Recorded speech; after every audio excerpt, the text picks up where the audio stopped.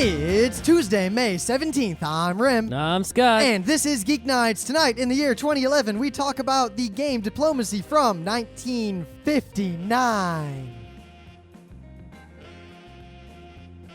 Let's do this. All in all, I'm very happy with my real phone as opposed to my pre that really couldn't do anything. Well, the pre had a nice interface. It was a good size. It has a better interface than either Droid or iPhone by far. And when they first announced it, I was like, "Oh shit! Look at this, real competition!" I was pretty excited. And I would have got if it had gone it had fulfilled its potential. I probably would have been interested in Generation 2. Most of the problems I had with it came down to the fact that it was 2-year-old hardware. And there was no there were never any updates for it.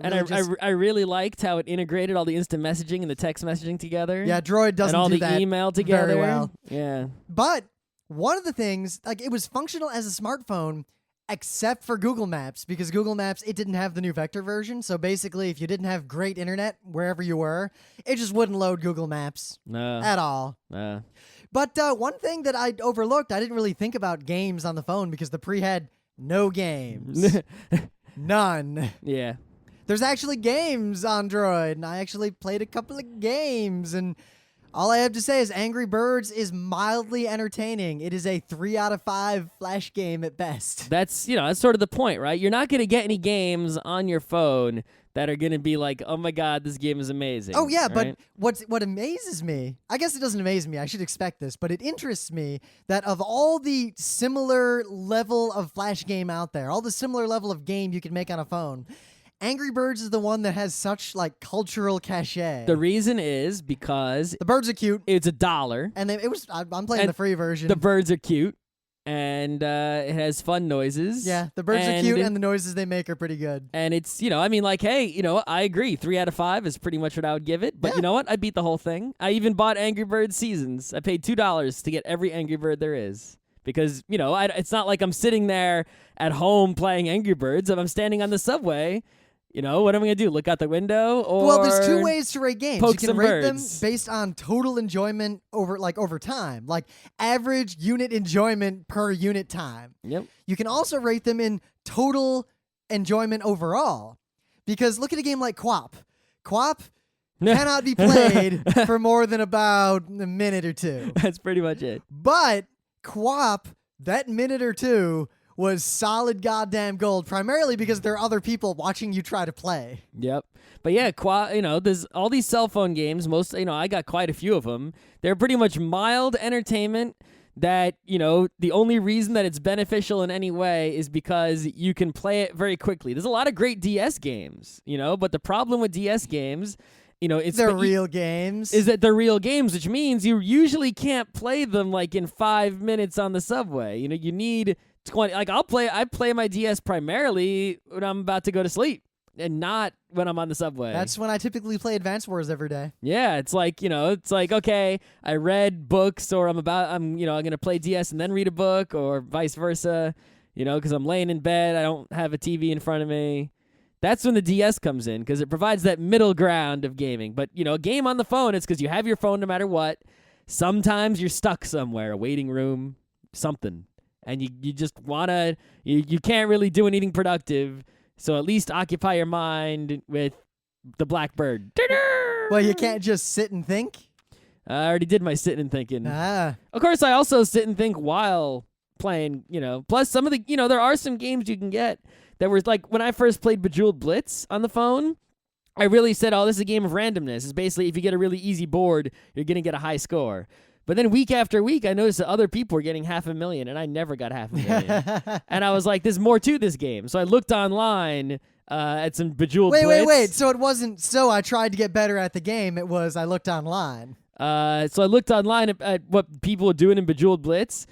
There's some advanced fucking play in Bejeweled Blitz, let me tell you. I could see that. It is I thought I wrongly judged the game, thinking it was a game of luck, just getting an easy board that would give you a high score. And there is some of that, right? If you get an easy board, you're going to get a higher score, no matter how good you are, Yeah. But at the same time, someone who's good is going to get a consistently higher score. There's significant speed factor going on. If you can go fast, you can get a high score on every time, no matter what the board is. So we did recently go to the No Quarter exhibit, the second of two in New York at the NYU Gaming Center. Yeah, it was smaller than I expected, but it was worth a trip over there. I mean, it was neat to see. It was kind of like a series of exhibits. They had one really good game. It was basically this kind of ultra simplistic, like in the style that we've been liking lately, that we may or may not be doing a PAX panel on that sort of game. Yep. Or at least aspects of games like that. You know what it reminded me of? You ever play American Gladiators to the NES? Oh, yeah, that was actually a pretty damn good game. Well, parts of it, but Yeah. the wall was Yeah. hot. But you remember the one where you're in the safe zone. You can get a ball in the safe zone, and you have Yep. to run into the danger zone where the gladiators are and put the ball into the Yep. baskets. Yep. It was sort of like that, only maybe reversed-ish. There's one ball, and you have to hold the ball in the goal zone. You know what it was for an a amount lot of like? time. And there's two teams. Soccer for the Atari 2600. I didn't play that. Really? I've got it over there. No, let's go try it. It's a lot like it. Let's try it. Not as fun as Wizards of War. Or Outlaw. Yeah. It's kind of an aside. The NYU Game Center, I think, is a great thing. And clearly the people who are involved in it really know their stuff and really enjoy being there. But in general, I've noticed that there is it's not a trend. This has probably always been this way. But being in the city and going to events like this, almost universally, an event that provides free food and especially free beer doesn't have much else going on. I mean, this place was basically so crowded so fast that you could kind of just stand there in the crowd eating and drinking, but you couldn't interact with any Game Center people or actually play any of the games. Yeah, I have noticed this, that they're Well, like all those startup meetups or tech meetups or hacker meetups in the city, they're all the same. Well, no, that's why the one that you went to, right? Like that, like NY Hacker. Yep. Those are all the same thing, right? But I was going for a time. I guess I don't know what happened to it, right? It just I missed one meeting and then I haven't heard about it since. I'll subscribe to it. But Hack and Tell was actually, you have to go and someone who made something gives a 5-minute presentation and then another person goes another. So there was something happening at Hack and Tell, which is why I liked it and I kept going to it. I think what it comes And down that's why to I is that stopped event going to had the- an agenda. Yeah. Many things do not have agendas. And that's why I stopped going to the NY Hacker town halls, because it was pretty much stand around this free pizza and talk to people. And it's like, yeah, okay, I can network with people, but the thing is, a lot of the people who go to these things also want to network, and what do they have to sell? They're trying to hire you. They're trying to get you to use their product. They're trying to sell you on something, right? It's like, all I got to bring here is Geeknights. It's like, hey, you want to listen to Geeknights? It's like, that works if I'm giving a panel. It doesn't really work if you just walk up to someone and talk to them, and especially when they're only interested in, software. Because I found it works pretty well, but unintentionally, because what it ends up getting you is the guy's like, oh, yeah, you can interview me about my thing. Yeah. But, the thing is, it's as much as we look down on like all these, we go to anime cons and we're always confused about how the anime kids don't care about games or technology.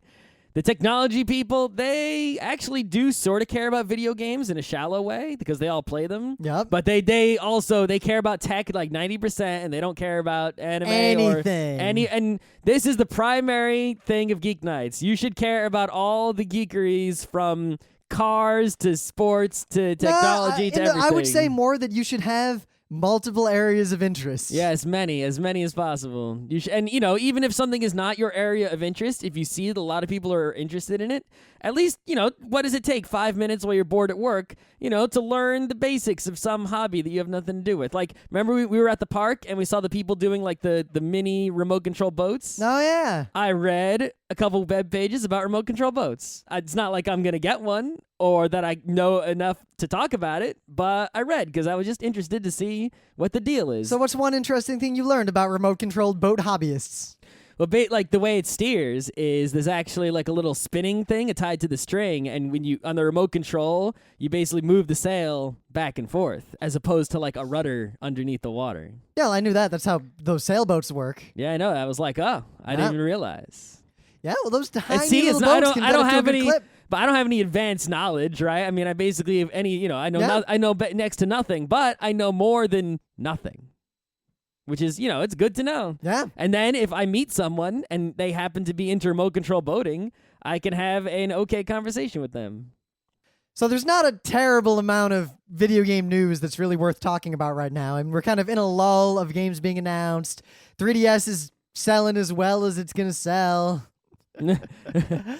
So I kind of want to talk about, because we already talked about Nintendo's future and the 3DS and why we're not buying them. Nintendo has transitioned from a buy sight unseen company for us to a wait and see company The for only us. thing from Nintendo that I plan to buy is they're going to come out with the Skyward Sword for the Wii, right? Yep. So I'm going to get that because it's a Zelda game for the Wii. But actually, I have an expectation that it won't be so great. I think it'll be less good than, was it Twilight Princess? Was that the previous I one? never even finished Twilight Princess. It's just weird because I now that you say, whenever you have the word Twilight and Princess in there, Sparkle. I get confused Princess with Sparkle Celestia. and Celestia, and I also get confused with like the vampire thing and Twilight Struggle. There's too much going on there.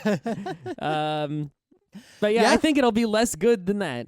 Well, I'm actually downgrading my expectation of Nintendo in general because, we talked already about a lot of the reasons why Nintendo's having trouble lately, so I don't need to re-get into all of those. But to summarize them, I'll call attention to 2 articles.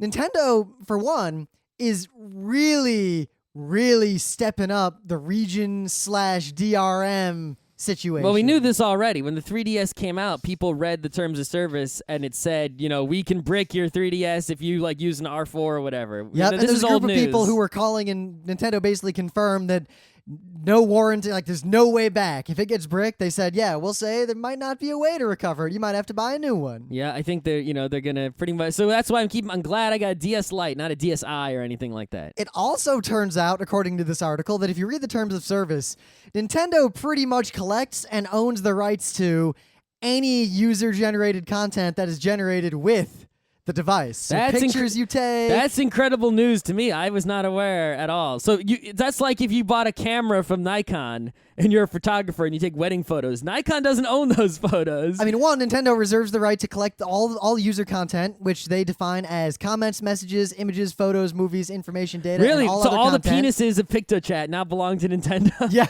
They're Goes going to on have to say the world's largest database of penis doodles. that users grant Nintendo a worldwide, royalty-free, irrevocable, perpetual, non-exclusive, and fully sub-licensable license to use, reproduce, modify, adapt, publish, translate, create derivative works from, distribute, perform, and display your user content in whole or in part, and to incorporate your user content into other works in any form, media, or technology now known or later developed, including other promotional or marketing purposes. Man, it's gonna be so great when some Well, when parents Nintendo takes pictures of their kids on the 3DS, and then the next thing they know, it's human centipede.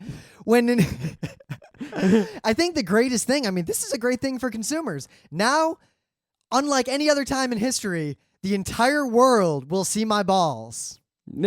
Because I'm going to take pictures of nothing but my balls. Yeah, sure. But independent of this, I was reminded the other day that the 3DS is also region locked, which basically fucks one kind of person. People who speak Japanese and English and are actually willing to pay for games. Well, if the DS was any indication, right? And actually, now that I have the entire library of Game Boy and Game Boy Color and GBA games, it's been true since the Game Boy. Is that in terms of portable games, Japan has all the better games. They've had all the better games in the past. Forever. Yeah, forever. There's been tons of awesome games that they've had that we have not had, but it's actually been decreasing over time. They've had less cool exclusive Japanese games over time. Like in the Saturn era, there was that one game, I forget what it was called, but I could if you had the cover of the game, I could tell. But at the same time, it might be that you're not looking for them, because I was in Book Off the other day with Emily. Yep. And I was looking through all the Japanese DS games. Well, and that's what I'm holy saying. crap. In the portable realm, right? It was like Game Boy Color, GBA, DS. They have all these amazing games we don't have, right? It was even a miracle that we even got the Etrian Odysseys over here. Yeah. Not that those are that great, but still, that's. But I don't get why. I tried to understand, and I've come up with a bunch of rationalizations, but I can understand why Nintendo's DRMing, because you pirate every goddamn game now. But the thing is, I can honestly say, none of the games that I have pirated for the DS, right, are games that I would have paid for if the piracy was not an option. And in fact, there are still games that I went out and bought. Like, I went out and bought, even after I had the piracy card, I still bought games such as Miles Edgeworth Investigations. What about or that? Golden Sun DS. What about that Might and Magic game? I'm buying that on the 360. I never would have bought the DS one. Really? Yeah. I bought it and I played it and it was great. I'm gonna buy the Xbox one. But every rationale I can come up with for why Nintendo is actually, for the first time, region locking a portable console doesn't actually make sense if you assume that Nintendo actually wants to achieve the goal that I'm assuming they're trying to achieve. Any goal I come up with, it runs counter, because the people who want to buy a Japanese game are the only people who actually will buy a game. And if they put DRM on it and prevent, they have region locking, those people really have two options: pirate or not buy. Or buy two 3DSs, a Japanese one and an English. Or because just buy a Japanese one, because any game is going to be in both. So if you can read both languages, what American game do you need? But then you run into trouble of trying to lend games to people. Nintendo has always had a history, and actually, it's sort of good and sort of bad, right? Ever since the NES, even earlier, I guess there is nothing earlier, Game & Watch. Yeah, Game & Watch. Sure. Their Hanafuda cards. Nintendo has always attempted to make their games impossible to pirate, right? That's why the N64 used cartridges. And that's why, the GameCube, the discs were tiny, and on the Wii, I think the discs spin backwards, Scott, right? Let's go back in time. But they don't do it. Let's go back in time. Imagine a world where when Sony and Square said, hey, we want to use CD, Nintendo said, hells yeah. Yeah, if it hadn't failed, there would be no PlayStation. Nintendo would still be the king. There might not even be an Xbox. Yeah, there might not have been I think there would have been an Xbox anyway, but I don't think it would have been as big of a success. The only console game in town to be Nintendo, because there would have been no PlayStation. It would have just been Nintendo. It's not like Neo Geo was going to go anywhere. Right? But it was an arcade game in your house. Yeah. Sure. Yeah. It was. Of course, Nintendo is also right along these lines. The Project Cafe, the Wii successor, is going to have HD. So I guess they've decided HD Well, you got to have that. Yeah, you have to now. They got that one. Era. They got that one wrong. I still say no. I think when the Wii came out, it was fine to not have HD. Yeah, but that was true at that exact moment in time. But what they did not anticipate was that halfway through the Wii's lifetime, it would be unacceptable. And which means that it's sort of like, okay, when the Wii came out, you didn't need halfway the HD. Through the Wii's lifespan, they'd already sold all the Wiis to the people who cared. Of course. And the people who bought them after that point are not the people who care about HD. Those were, moms who heard about this awesome Wii Sports. But as a result, right, it's killing the lack of HD. Forced them to not get a bunch of the cross-platform games, right? That are on the Xbox but historically, and the PS3. cross-platform games don't sell well on the Nintendo console. Oh, but maybe they would have. I think one of the only ones that sold better on the Nintendo was Soul Calibur 2. Maybe. Oh, that was the GameCube. Yeah, GameCube. Yeah. But on the Wii, I mean, what? What? Well, I mean, you could have gotten, Street Fighter on the Wii, or you could have gotten, but even if the Wii had been HD, it would have been powerful enough to do the game anyway. Why not? Because the Wii wasn't that powerful. What I'm saying is that if the Wii was HD, obviously it would have been more powerful. But had also. they made it more powerful, it would have been more than $200. That's also true. And then their brilliant plan of selling just Wiis and one game would not have succeeded. Mm-hmm. But they're not going to have a hard drive, and they're having a relatively small amount of flash space, supposedly in Project Cafe. So they're definitely committing to... This is all rumors, though. You don't know how much true this is. But even so, that definitely makes a lot of sense. This is from Totillo. Okay, yeah, sure. I'll trust him on this. All right. But basically, and we'll see what happens at E3 when they, in June, they're actually going to reveal all this stuff. But Nintendo is pretty committed to only selling little games and retro games at high prices online, and they're really gonna focus on you buying discs. Yeah, well, I mean, they've always done that, right? Is they do everything they can. They don't do DRM in the way that Apple does DRM, where you encrypt something and have a key. They do DRM where they physically make their technology non-standard, and not interoperable, to make it physically difficult to pirate the games. Now, right? Sony did that DS, too. Remember, cartridges. you couldn't on the PlayStation it was just a CD, but you couldn't just copy it. Wouldn't work. That's true. You had to mod the PlayStation to play a copied game.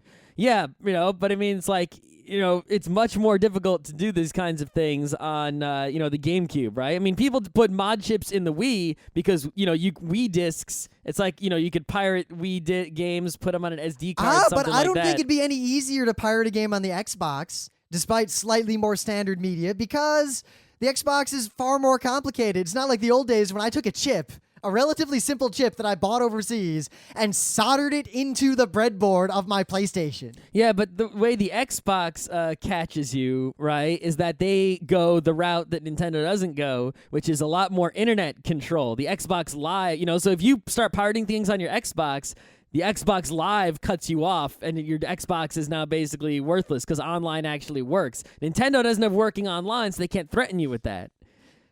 Why don't they have working online? Oh, we've talked about that a million times. Nope. They're retarded.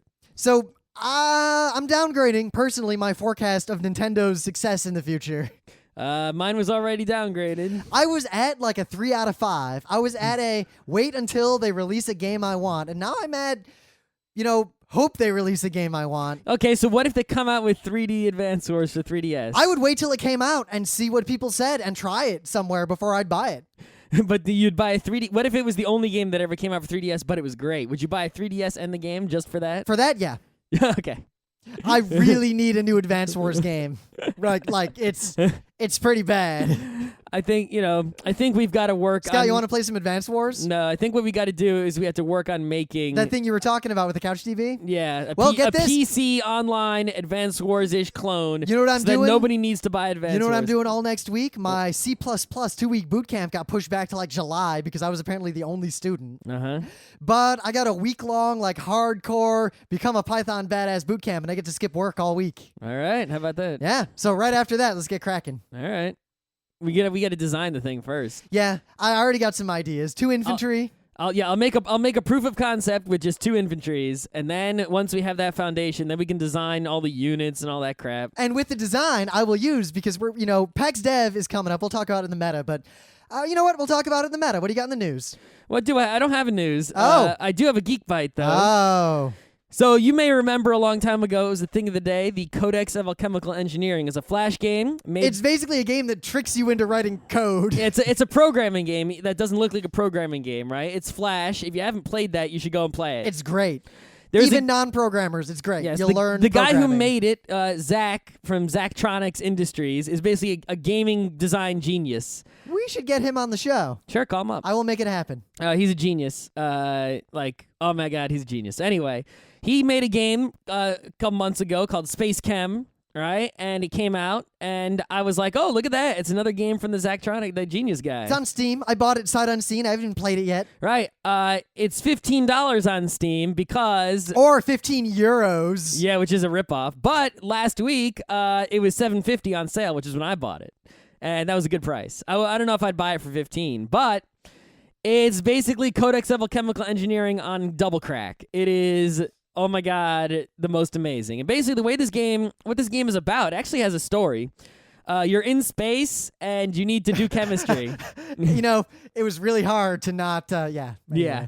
Basically, it's like Codex of Alchemical Engineering, where you had to make, machines that will take apart elements and put them together into other elements. But instead of using alchemy like mercury and such, he's using actual chemistry. So here's a carbon with 4 hydrogens attached to it. It's a methane. Remove the hydrogens and then put them over here and put the carbon and the hydrogen over there, and then make a carbon monoxide and an acetylene something over here. And it's like, oh my God, how am I going to do this? And then somehow you manage to do it. But you actually get to make multiple machines and link them together with pipes.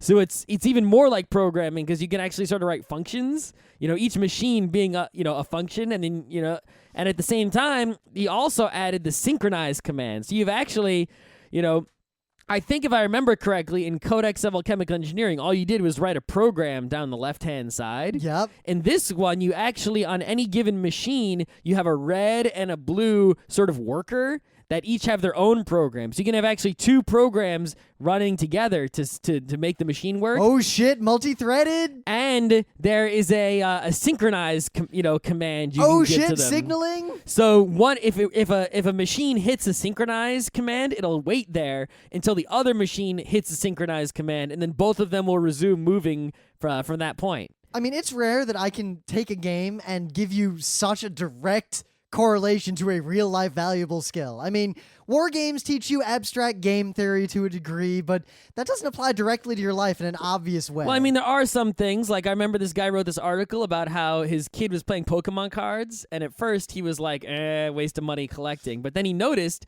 that the one thing his kid did learn from the Pokemon trading card game was the ability to do arithmetic very quickly. Because you had to be like, bam, 20 damage. My health is now 80, and now I need 3 energy to do it, right? But it wasn't obvious in that was kind of a side effect of the game. The game wasn't a math game. Yes, of course. But this is the case where, I mean, what you just described is multi-threaded interprocess signaling coding. Yeah, basically, if you play Space Chem, if you like Space Chem, like you really like it, you can't get enough of it, you should go into computer science because that's what you'll be doing all day, every day. And if you hate this game, you really should not be going into computers. Well, yeah, which is sucky because everyone needs to know computers. Yeah, really. But yeah, so yeah, even if you don't like it, you should play Space Chem anyway so that you can stay up to date with the real world and not fall behind and be like a caveman Luddite.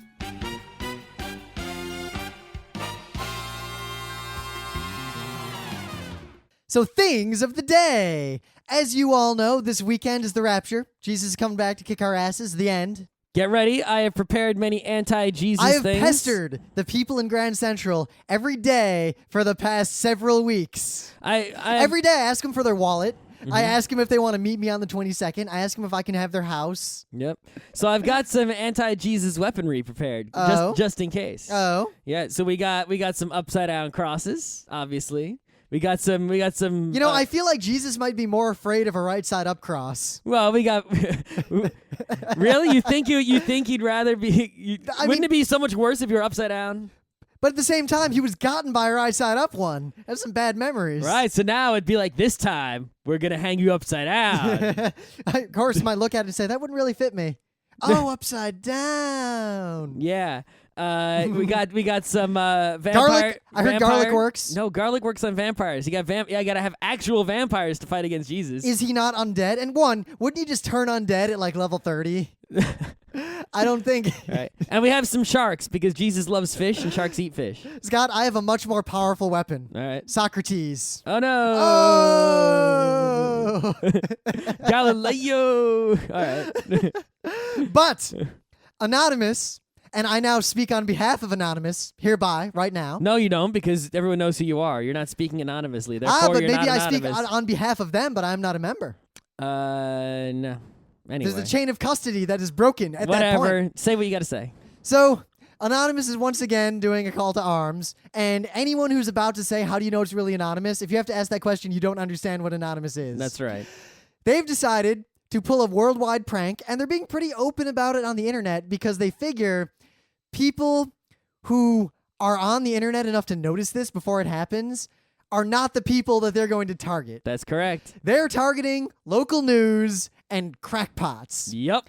Basically, on May 22nd at 8 p.m. Eastern Daylight Time. I will be, this is a Sunday if I'm not mistaken. Yes, it is this Sunday. At 8 o'clock at night? Yes. I actually probably will be home from bar camp, but I'll be incredibly tired. I What you don't must think do- I'll be able to participate due to physical disability, but I do wish I would participate. Because Email, IM, or call your outlet of choice, maybe a local newspaper, maybe a crackpot conspiracy theorist blog, maybe your crazy friend who believes in Ron Paul, any of those people, maybe multiple if you're ambitious, Yep. and report that you've seen a triangle of 8 or so yellow lights in the sky.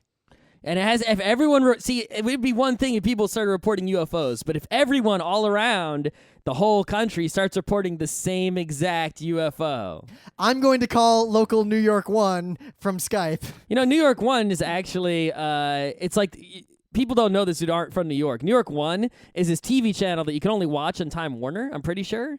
and it's like the most boring, generic news. It's like the temperature is 57 degrees. Right, but the thing is, because it's so boring, it actually kicks the shit out of, say, the Fox Newses and all the sensational newses, because it's just it's just normal news. Like Barack Obama is in the city today giving a speech about X. Opposite side of the street parking has been suspended. And Semicolon. if you're a New York person, it's actually pretty useful. Yeah, because no human can on their own know the actual rules of where you can and cannot park. Well, it's not, but there's a lot of things. The subway isn't working. There has been, there's all sorts of, when you're in a city like New York, there's a whole bunch of news that matters only to New York people that doesn't mean anything to the rest of the country at all, or the rest of the world. And New York One is a pretty good way to get that news. I'm going to call them, and I'm going to email some crackpot that Scott Johnson knows probably. I would just go down the list of all the local TV, wherever you live. Go down the list of all your local TV stations. Get your ABC, CBS, NBC, Fox, and then call your local newspapers. And in the whole If I were area. younger and punker and not an adult who has responsibilities, I would call the police. Oh, that's ballsy. I would go for it. Would you call the 911 or just the Not regular? 911. I'd call the local cops. Okay, you And can just do be that. Yeah. I mean, I guess they could get me for something. And if I was 17, yeah. Yeah, why not? Anyway, that's my thing of the day. Let's go for it. Okay. So? Oh, you want a thing of the day, don't I you? do. Chicken, chicken. Chicken, chicken, chicken. Chicken. Chicken, chicken. Chicken. Chicken, chicken. Chicken, chicken. Chicken, chicken. Chickens, chicken, chicken, chicken. Chicken, chicken. Chicken, chickens. Chicken, chicken. Chicken. Yeah. Yep. This is pretty much the best presentation. I wanted to just leave it at that, but I guess you ruined it. Oh. But yeah, this guy, he was at some sort of, let's see. This was presented at the AAAS Humor Session in 2007, right? Some sort of science, jokey thing, sort of like the Ig Nobel Awards-ish, right? But basically, he went and gave this presentation, PowerPoint, and all he said during the whole thing was chicken. And it was actually pretty hilarious. This is one of the best presentations I've ever seen, better than any of our panels. I have one very important thing to note. He took questions. He did take questions. And only 2 questions were asked. They were. You might have seen this already because it has about 1 million YouTube views. They were, without exception, the best 2 questions. best questions I've ever seen an audience member ever ask at any presentation I've ever seen in my entire life. That is true. And that saddens me immensely. You got to watch this video. It's great. And if you want to do panels at conventions or be a public speaker of any kind, learn from this man. He has a valuable lesson to teach you. In fact, he has many valuable lessons to teach you. So very briefly, in the meta moment, Bar Camp is this weekend. Saturday and Sunday, Bar Camp NYC. Scott's a big part of it. You should also be a big part of it. I'll be there very tired on Saturday, but hopefully Sunday I'll be okay, which is the less attended day. Yep. It's going to be calm for a while. No big conventions coming up. Kineticon submissions for our panels are closed, and I'm desperately sorting through them and scheduling them and everything before the deadline's in front of me. The next big cons we'll be going to that you Tuesday folks will care about will be PAX and probably PAX Dev. And along those lines, I do want to say, because Scott noticed all the books I got, accused me of cheating, because I kind of am cheating. We're up in the ante. We're going to have at least one panel that's going to go way beyond what we've gone to before in terms of game theory. Yeah, which means we have to learn it. Yeah, I'm really up in the ante on the math, and I'm actually working on specific, actual mathematical weak solutions to some of the board games we've got. So when you finish one of those books, give me it. Yeah. The Book Club book is still Foundation. Isaac Asimov. Yep, it's classic. So I haven't even read it, but it's a classic, so I picked it. It's the kind of book that's like, oh, that's got to be a must read, right? Also, I do want to remind people, how many T-shirts do we have left? Like 6. Yeah, there are still 6 Geeknights T-shirts in a box somewhere around here. You can buy them if you go to frontrecruit.com and click on shop. You could buy one of those 6 T-shirts. They could be yours. Just not on Europa. Someone can't be yours ordered on a Europa. shirt relatively recently, and I forgot to ship it to you, so you'll get an email from me. Good job, Rim. Yeah, Rim is the one responsible for all the e-commercing. So if you're from a foreign country and you can't buy one, I figured out how to handle that. Blame Rim. And I got an email from someone, and as soon as I figure out the invoicing system, I can take international orders via email or phone. Well, that'll probably take care of the 6 remaining shirts. Once I we think can do so, that. because we have at least 6 listeners overseas who want shirts. And once, But yeah, if you're the dude who didn't get your shirt because you ordered it and I forgot, I'm gonna cut the price in like half when I ship it to you. yeah, just put some money in the box. Because we already made all the money a long time ago on those Yeah, shirts. but we are gonna, as soon as they run out, we're gonna get more merch of some kind, right? Yeah, I got some stickers lined up. I was actually thinking there's got to be some place that we can go, right? That'll Yeah. give us like a whole merch package, like shirts Yeah, and stickers and shitty cafe press. No, not like that. To Like, pay to code that we don't sell enough stuff to go to. no, like, because when people are doing like promotions for the business, right? They'll have like shirts and pens and stickers and buttons and like a whole bunch of crap. I can get all that stuff from the place I ordered the shirts from. Yeah, there's got to be a place that offers like a package deal as opposed to having to order each thing separately. Like I want to ordering each thing separately would cost about the same. Yeah, you think there's no one who offers like a package deal where you don't have to think about it? I've done a lot of research on these fronts. All right. I have really good, really cheap suppliers. The only reason we don't have more merch is laziness coupled with a lack of artistic ability. Yep. That's really it. All right. Well, we're gonna work on it. So this past weekend, we invited a number of people over to play a board game from 1959. Mm-hmm. Board game called Diplomacy. A game. Incredibly famous game. I'd always known it existed. I would argue it is not famous, but infamous. It is both. Much like Well-known. Illuminati. It is a game that many people is not obscure. will refer to as the Friend Breaker, that I think most gamers have heard of, but few have actually ever played. It's a game that people talk about playing. They talk about that friend who played it. Maybe they saw a game of it at their local gaming con. I have known maybe 10 people in my life, including the 5 people from this weekend, who have actually played a game of Diplomacy to conclusion. Yeah, I've never actually played Diplomacy before, but I knew, I had known that it was a game that existed. I had played once, and I didn't finish that game at RWAG. I knew generally what it was about, but I didn't actually know the rules specifically until very recently. So, like months the ago. internet said that the game takes about 4 hours to play. Wikipedia says the game takes at minimum 4 hours to play. All right. And What does the box say? Does not say. All right. That's weird. A box usually gives a time estimate. This is a game from 1959. Right now, it's put out by Wizards of the Coast. It used to be Avalon Hill. It was designed by Alan B. Kalheimer. I don't know anything about him, and I'm not going to talk about the history of the game. Diplomacy is a game that you've got to really be committed to if you want to play. Diplomacy is an ass-old game with ass-old rules. Yeah, it is clear, it is not elegantly... I mean, some things about it are clever, right? But mostly, the game is not elegant. It has many flaws. The rules have many gotchas and erratas, and it is not a smooth production, and by any means. No, but it seemed simple until the second round of the game, when immediately everyone just made moves that created this circular clusterfuck that took us like 20 minutes to unravel, only to determine that the end result was nothing. Well, we think it was nothing. I still can't get it clarified. I want to play again by mail, but I want to play again by computer. before we talk about how Diplomacy works, it's on the surface level, it is a simulation of a World War I-esque conflict, like a Franco-Prussian war, something in that era. Yeah, and all the players are basically leaders of countries, of great powers, dictators, great powers. Yes. So Britain, France, Austria, Turkey, Russia. Turns out none of my friends know what the fucking Russian flag looks like except me. I do now. Yeah, you do now. Everyone does now. Everyone, I was like, all right, you think you know all the old flags, right? What's this one? France? Nope. Come on, it's red, white, and blue. Doesn't anyone know that the white is in the middle to symbolize that the royalty was splitting the nation in two? No, well, I do now. But yeah, my problem was that it's like, from, most of my life, it's the just Russian the flag Soviet was not flag. a sickle. The Soviet flag was yes, the flag that was... Soviet flag, the Soviet Union. I know. Because, Scott... I knew that the Soviet flag was not the Russian flag, but it's just I rarely saw the Russian flag. Yeah.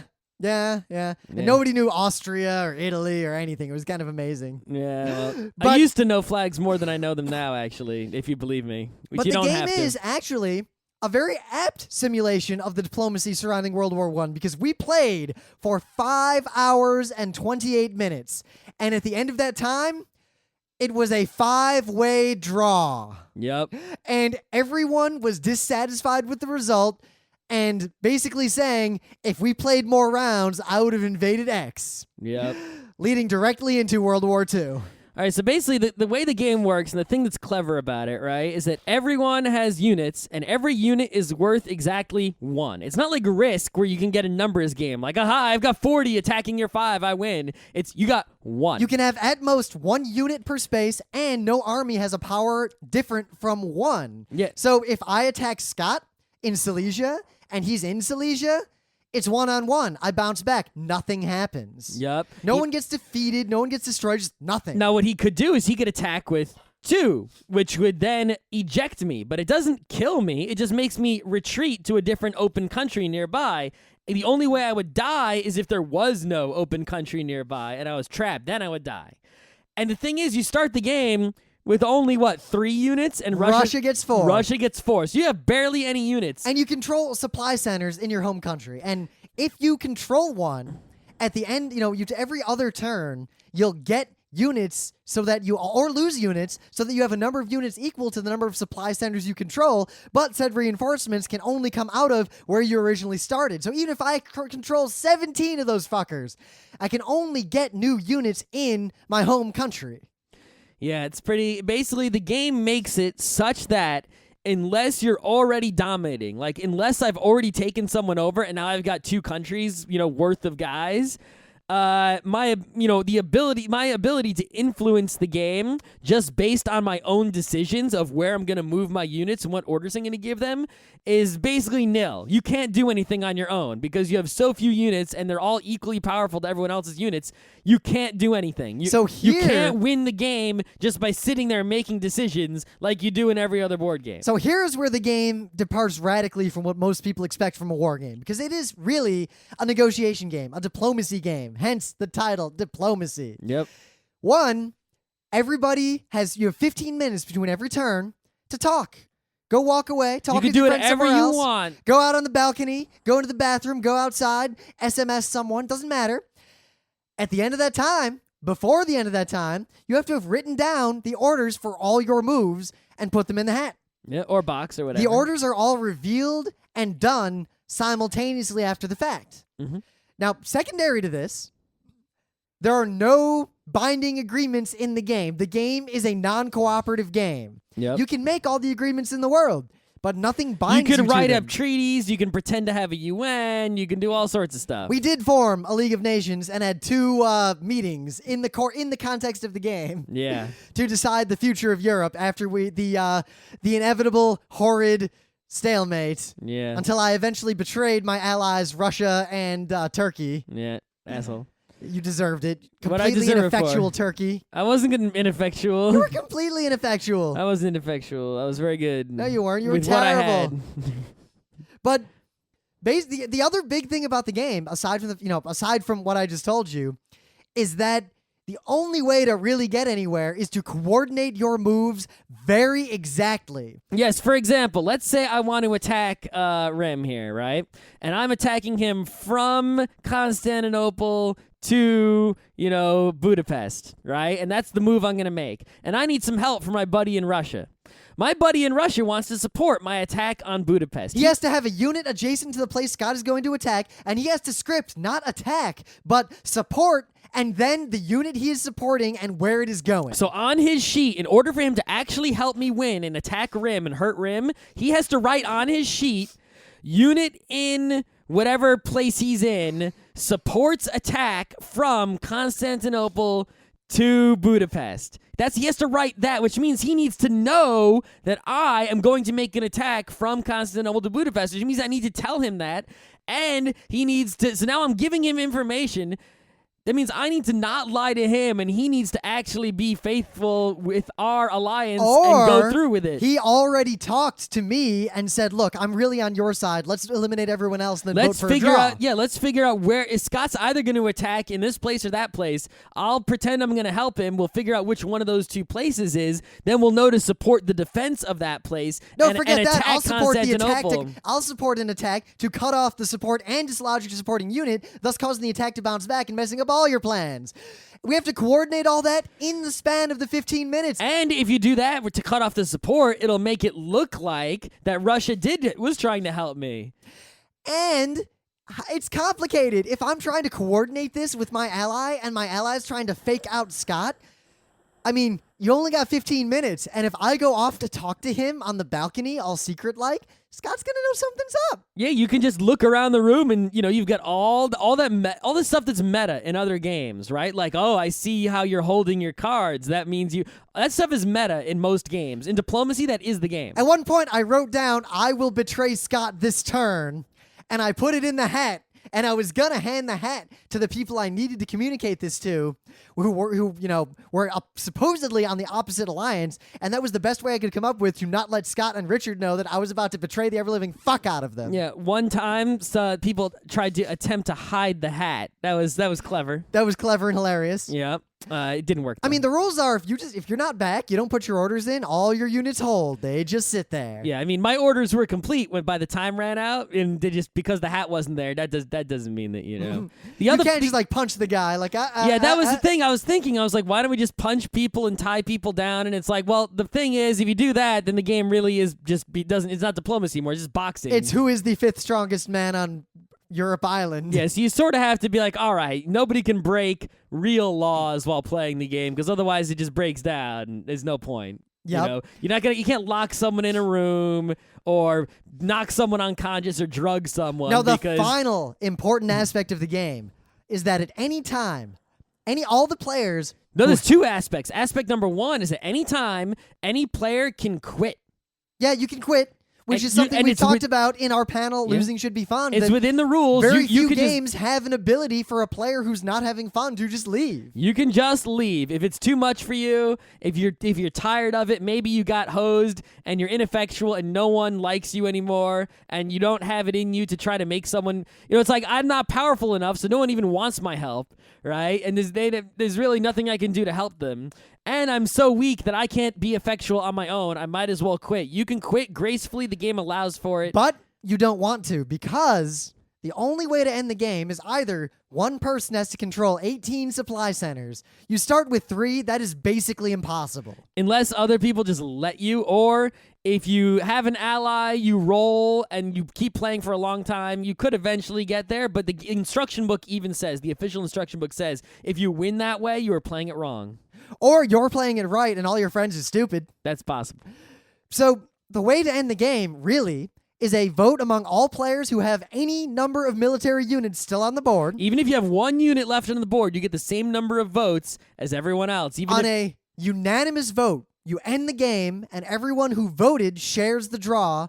Everyone who did not vote because they were not on the board loses. So even if you've got 1 unit left and some other guy has 17, another guy has 7, basically everyone has 17 or less, and you have 1, and you all vote, you win just as much as those guys with 17.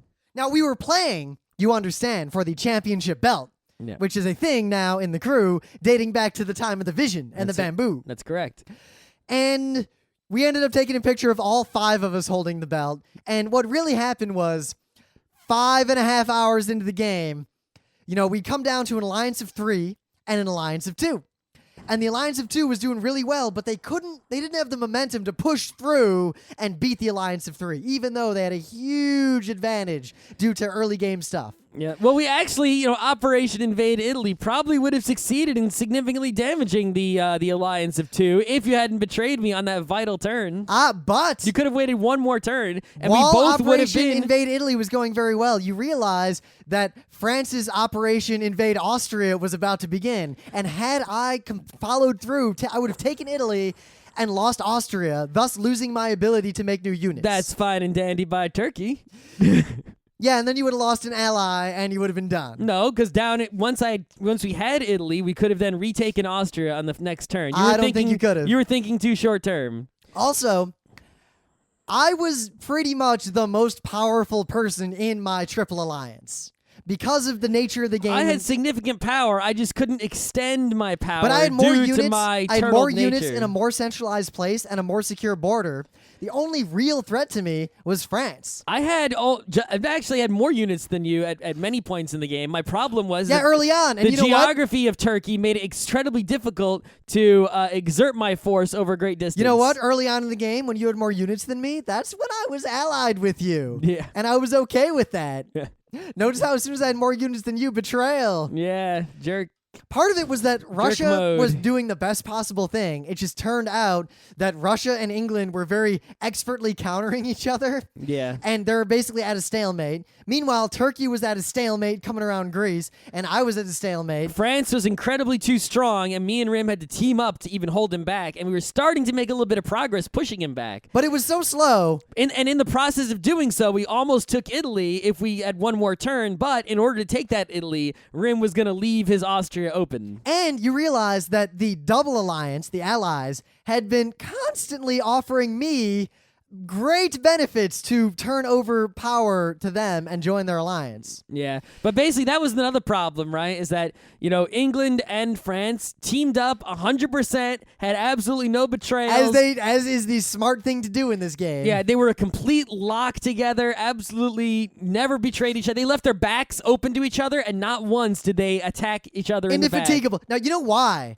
I betrayed you? Because remember 2 rounds before that, we had our brilliant plan. It was our last ditch. I had that one army that was going to try to scootle under the bottom of Europe and pop out behind him and just conquer like all of Africa. And it didn't work.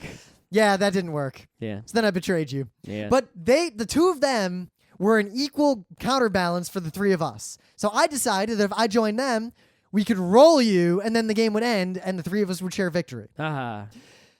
Here's where the fundamental problem with the game of diplomacy. The two fundamental problems. 3. Fanatical devotion The to the Pope. comfy chair. Problem the 1. At minimum, not at minimum, at maximum, every turn takes 15 minutes plus resolving. So about 20 minutes total. Yep. Say I had joined them in their alliance and it's 3-on-2. The 3 strongest players against the 2 weakest players. Victory is assured. But it was going to take us about 4 to 5 turns to actually get into a position to eliminate Turkey and then Russia. Which would then, you could have voted unanimously for a 3-way victory, But, which would have all been right. preferable to a 5-way victory. So 5 turns to take out Turkey, 2 more to finish off Russia. 7 turns. Times 20 minutes. Hey, yep. Because Scott and Richard, Russia and Turkey, being intelligent, rather than quitting, if their utility is to share victory, would wait 14 minutes and 59 seconds every round to turn in their orders of support, hold. Yeah, exactly. And it would have been incredibly difficult because of the geography involved for you to actually break those support holds. No, it would have been pretty easy. Because there weren't enough adjacent territories. Yeah, there were. You'd have to take them pretty much 1 or 2 at a time. Yep. So You couldn't take like 5 in a big sweep, no matter how close you So that's pushed. the problem. War weariness is simulated brilliantly in this game. War weariness actually happens because at 5.5 hours, we were actually literally weary of the war. Extremely. And the people who were winning voted to share victory with Scott because it wasn't worth another 2 or 3 hours of our lives to destroy him. I mean, it would have been worth it if it was going to be like, if someone who was close to scoring an individual victory on their own might have been worth it to spend another hour to eliminate all remaining 4 players. France could have. But to get basically 2/5 more victory divided amongst 3 people, so 2/5 divided, so 2/8, an extra 25% of, I don't know, is not a lot of extra victory that you're getting. But at the same there. time, this is part of the reason why I think the game is in many ways brilliant. It, just by us played out almost exactly the way World War I played. Absolutely. It fought to a stalemate. Eventually, everybody gave up. There were some nominal winners and nominal losers, but every single nation thought in their minds, if I just had the chance to continue the war, I would totally win. Well, World War II is coming up soon. Don't worry. Yep. This is a sequel. So the other thing that the second problem with the game, Yep. the rules Suck. are just... It took us about a turn to run into very difficult to resolve situations. And in the instruction book, they have all these different examples of things that can happen that might cause, conflicts where you won't know what to do. And it tells you what to do if they happen. The thing that happened immediately was not in those rules. And I was like, what the fuck? There's so many possible erratas here and ways to handle weird situations. How did we so quickly in our first game on the second turn get a weird situation that is not in the book? What the fuck? And we didn't know what to do, so we just sort of figured we should let it be a standstill because it sort of made sense. And that may have been very well the correct thing to do in that situation, but I can't be 100% sure. And that drives me crazy in a board game where I'm trying to figure out the rules and I don't have a solid answer. Puts an asterisk on the whole thing. It's like, oh my God. But to be fair, every gamer should play. If you're a board gamer, you should play diplomacy. You've got to know. If you can find people who play it with you. You have got to get friends to play. Get a full 7 people, schedule a day, and be like, we're playing this motherfucking game. Now, a lot of people say it's like the friend killer. Someone won't be friends with you, blah, blah, blah. And in a way, that is, at first, before I played the game, I was like, all right, anyone who thinks that obviously is such a shallow person with anger you say the issues. same thing about Illuminati. Yeah, exactly. I thought it was like, okay, you say it as a joke, but it's like, I was playing the game. It was, at times I was a little bit grumbly. It's just like, just that was because actually, I think you felt a little betrayed because no one saw my betrayal coming, which I did. I point out. Actually, during that turn, while, I noticed that was one turn where you had not let me see any part of your order sheet. And also you were sort of looking around and poking and not saying much. So I was guessing, I'm like, oh, is he going to betray right now? So when you did, I wasn't at all surprised. I was just sort of like, oh, well, he did. Yep. It had to happen. But it wasn't that, I was grumbly before then. I just didn't, because the game makes you feel grumbly because you're so ineffective all the time that it's not that, it just puts... France and Britain were terribly effective. They were, but we weren't. So the game can put you in an unpleasant mood very easily. I would do think though it's only a friend killer if you're really not friends to begin with. Yep. And you're really immature and sad. Another thing about the particular game that we played is we only had 5 people. Because someone didn't make it. 2 ponies didn't show up. Yeah, so one of the ponies really should have come. He would have had a good time. Yeah, so there are 2, basically, when you don't have, if you have 6 people, right, only Germany, Italy's empty? Italy, if you play 6 players, Italy is neutral and all its units hold I think every that round. would have been okay, but the major problem was that Germany and Italy were both neutral with a 5-player game. Would have been fine. Except what happened was the unified alliance of France and Britain went straight east and just destroyed Italy and Germany and swept them. But meanwhile, Russia and Austria, right? I went straight for you. They went straight for me in the bottom right corner, which made it much easier for France and England to come straight to the right unopposed. And there wasn't anything pushing back on them because nobody was playing as Germany or Italy. As a result, over the first 2 turns, they got significantly more power. No, they got their power. They didn't actually take Germany or Italy in that time. They took it way later. They got all their power from taking Africa and Spain. Yeah, which were completely empty. And, no one was able to stop them Maybe from that if either. some pony had been able to get a fleet out there. How was I supposed to get a fleet out there? I had to use my fleets to defend against you and Russia.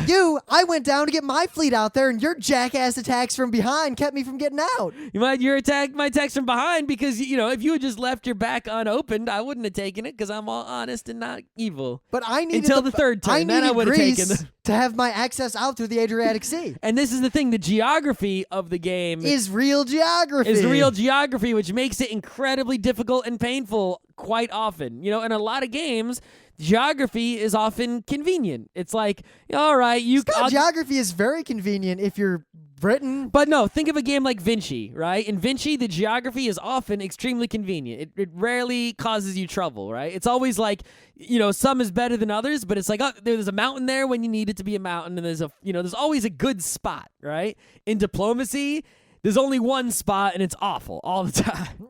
I don't think it's that bad. I think it's just more realistic. It is. It's incredibly realistic. Geography is awful.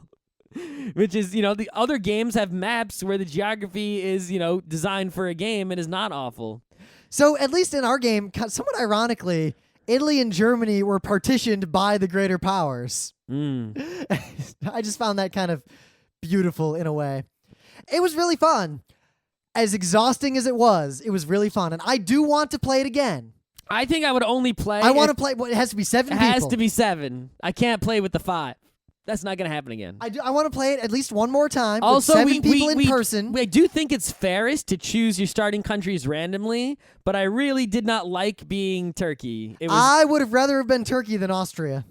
I also would not like to be Austria. I would much rather In a 7-player game, I would love to be Austria. I would much rather be because France. I would ally with Germany and Italy, and we just go all out. That's possible. I would like to be France or Russia if I had a choice. I wanted to be Russia or Britain, to be honest. Because Britain, I wouldn't mind being. You know how them we either. could do this? I do sort of feel though that like Britain is just the opposite Turkey on the east. Scott, here's how we do it.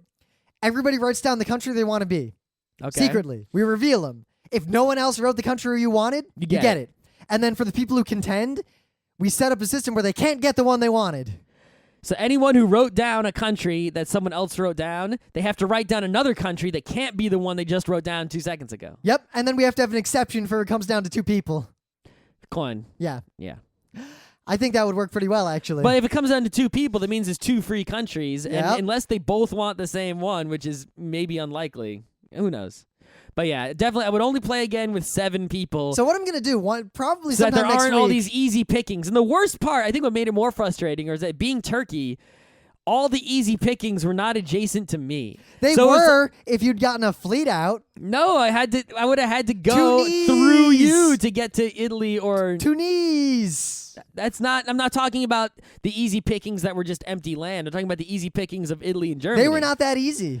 But they weren't. You were adjacent to them, and I couldn't get there. Yeah, and you know what? I didn't have the way. strength to attack them. Well, France and UK sure did. Yeah, later. After they'd already conquered the entire Western world. Yeah, anyway. Well, Anyway. Yeah. But I think what I'm going to do is I posted a link to that online diplomacy that looks pretty good. So after I sort out a bunch of Geeknights work I have to do, I'm going to start up a 7-player play-by-internet game with like 48 hours for turns or something. Like something ludicrous. It'll be a long-term game where everyone who wants to play can play idly. I think that'll work better than what's that other game we played? Neptune's Pride. Oh, yeah. Because Neptune's Pride was a lot of how often do you check it, and it was a lot of numbers. Scott Johnson game. always would brilliantly attack people at like 3 a.m. Yeah. I mean, that is the one thing about diplomacy, right? Is other games, give you the option to ally or, make deals and things like that, right? And or trade. And, like Risk or, Shogun, Samurai Sword Shogun. Well, remember, there's 2 kinds of games. There are cooperative games where deals are a part of the game, like Dune. Yep. And those are not that realistic from a war standpoint. They're only realistic if you're doing, like, a commerce simulation. Mm-hmm. But non-cooperative games, like Risk, where there's no way to make a binding deal, are more fun and more realistic from certain perspectives, but at the same time, because it's a game and not the real world, everyone's gonna get their ass betrayed in the end. Well, the thing is, right, so Dune has binding deals, right? Which means that you use the in-game mechanics to enforce your alliances. It is a cooperative game. So you don't need to actually do real diplomacy stuff, right? You don't need to, because it's in the game. The worm comes up, you can ally with someone, and you're good. Yeah, it's not really diplomacy if you can prove that what you're doing is what you did. Yes. At the same time, Risk, while you can make deals free form in Risk the same way you do in diplomacy, and they're non-binding, you can enforce. Basically, there's a numbers game in Risk that totally dominates any deals that you make. So it doesn't really matter what deals you make in Risk because numbers win. I got 10 friggin' units here. You got 1.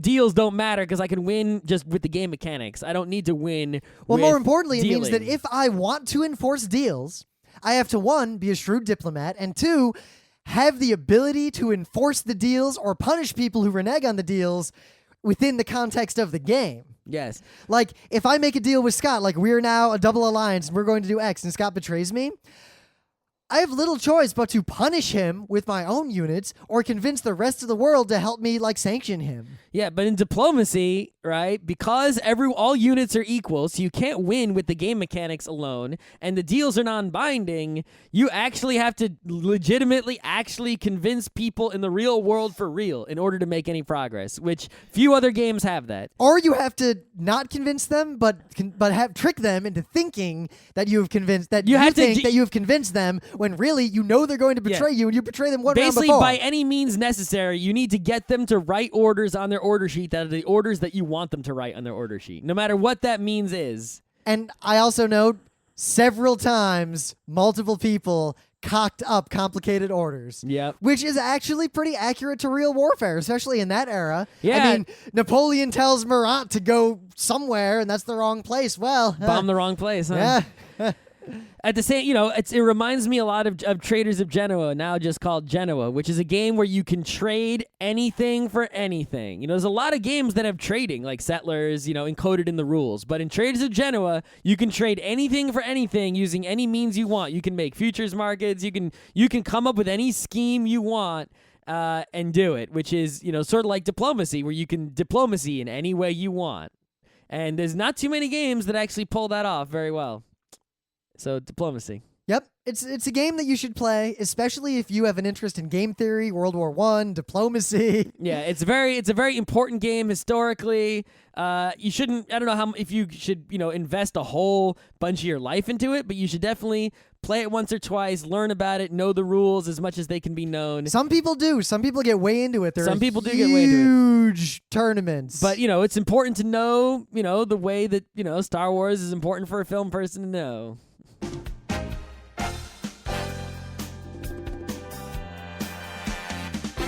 This has been Geeknights with Rim and Scott. Special thanks to DJ Pretzel for the opening music, Kat Lee for web design, and Brando K for the logos. Be sure to visit our website at frontrowcrew.com for show notes, discussion, news, and more. Remember, Geeknights is not one, but 4 different shows. Sci-Tech Mondays, Gaming Tuesdays, Anime Comic Wednesdays, and Indiscriminate Thursdays. Geeknights is distributed under a Creative Commons Attribution 3.0 license. Geeknights is recorded live with no studio and no audience. But unlike those other late shows, it's actually recorded at night.